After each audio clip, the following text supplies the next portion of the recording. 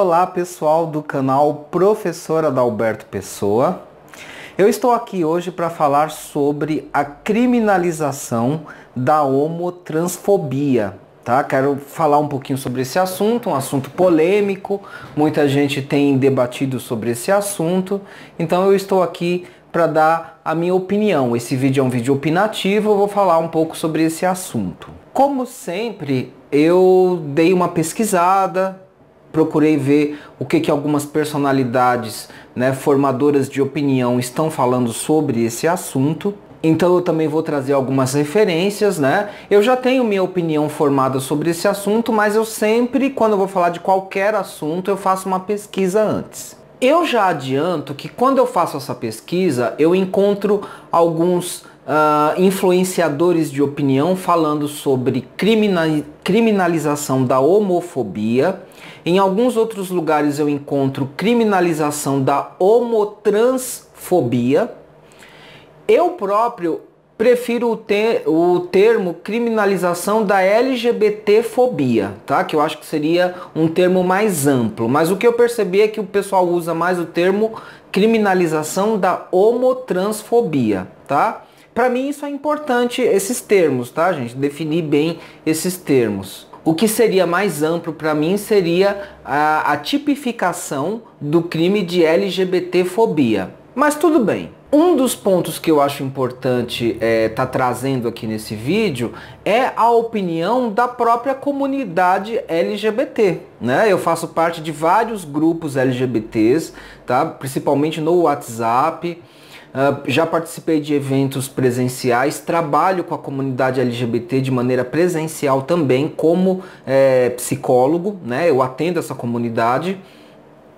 E referenciando o lugar de fala da comunidade LGBT, o que eu percebo é que, de um modo geral, praticamente toda a comunidade LGBT é favorável a essa lei, tá, de criminalização da homotransfobia. Então, a maioria dos LGBTs querem que seja legalizado essa criminalização da homotransfobia. Para mim, isso faz todo sentido. Eu, como LGBT, também tenho essa demanda. Eu também quero que a LGBTfobia ou a homotransfobia seja criminalizada. Eu também tenho essa demanda.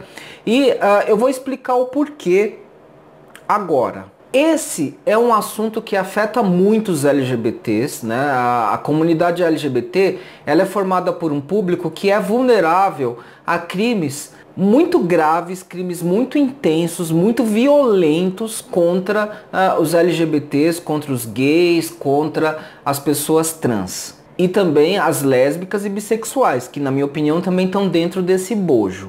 As estatísticas dizem que todo dia morre um LGBT, tá? Todo dia um LGBT sofre um crime e é morto. E por eu participar de muitos grupos LGBTs, eu sempre tô vendo mesmo notícias de algum LGBT morto. A maioria dos casos tratam de pessoas trans, travestis ou mulheres transexuais que são mortas. O próprio grupo transexual, ou o grupo de travestis, é um grupo mais vulnerável ainda dentro de toda a comunidade LGBT.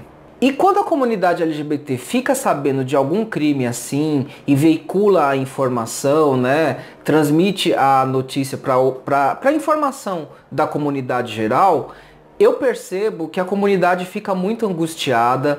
Normalmente isso produz muito medo na comunidade, produz muita angústia e também, é claro, reações de revolta e de muita insatisfação. Uma mistura de medo, raiva, depressão se espalha na atmosfera da comunidade LGBT. E essa vivência, entendam, é uma vivência diária, é todo dia assim. Então, a tipificação, a previsão desse tipo de crime e também a previsão da punição para esse tipo de crime é muito esperada pela comunidade LGBT, é muito esperada e muito desejada pela comunidade LGBT. E eu me incluo nessa expectativa. Saindo da comunidade LGBT e pesquisando outros influenciadores de opinião, aí as opiniões são divergentes, elas são opiniões bastante diversas. vamos encontrar pessoas que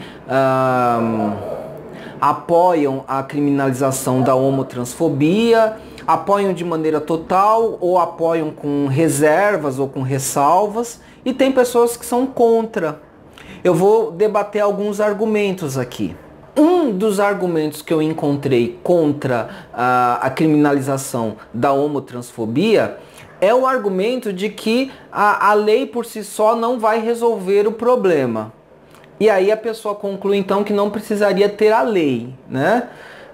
Ou que já existem outras leis, leis gerais, leis genéricas que punem qualquer crime de homicídio, qualquer crime grave de agressão.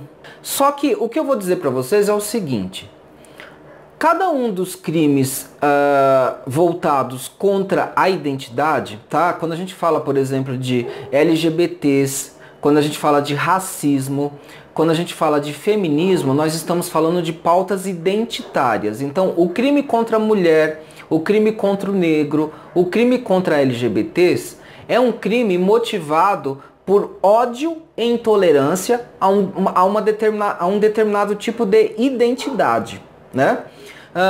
E esses crimes, eles possuem características específicas, tá? Assim, já começa que a pessoa está sofrendo uma agressão, uma opressão ou um homicídio, tá? Por uma condição de identidade. A pessoa não fez nada de errado, a pessoa apenas existe. O negro apenas existe, a mulher existe, o LGBT existe. E pelo simples fato de existir, uma outra pessoa vem e comete o crime. Comete a opressão, comete uma agressão verbal, uma agressão psicológica ou uma agressão física, até mesmo a morte dessa pessoa. Então, é um crime motivado por ódio a uma determinada identidade, pelo simples fato da pessoa existir. Tá? Isso cria uma tipificação com demandas muito específicas, com características muito específicas. Então, eu entendo que, além de ser necessário uma lei específica para cada caso, já existem leis para o feminicídio e para o racismo, então eu penso que também precisa ter uma lei contra, né, os crimes de LGBTfobia, né, motivados por LGBTfobia. Então, além de ter a lei, cada lei dessa vai demandar uma política pública específica. E isso é um ponto importante que eu percebo que quase ninguém está trazendo, quase ninguém está problematizando isso, né?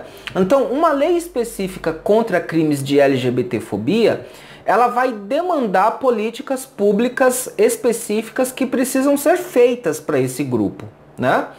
Inclusive, uma das políticas públicas que eu acho que precisam ser melhoradas é exatamente a política pública que visa melhorar a notificação dos crimes de LGBTfobia ou de homotransfobia. Como eu falei para vocês, as estatísticas mostram que pelo menos um LGBT morre por dia, né? Que um LGBT morre todo dia por um crime LGBT-fóbico. Só que eu, particularmente, eu tenho uma desconfiança de que não deve ser só um por dia, tá? Eu tenho essa desconfiança. Eu acredito que existe subnotificação. Eu tenho essa conjectura para colocar aqui. Então, se existe a lei prevendo o crime de LGBTfobia, tem que existir também uma política pública melhor para fazer a notificação dos casos de crimes homotransfóbicos ou LGBTfóbicos, tá? Então tem que ter uma política pública melhor, mais voltada a isso. E provavelmente o que vai se descobrir é que muitos crimes não são notificados, tá? O índice, na verdade, é maior do que só um crime por dia.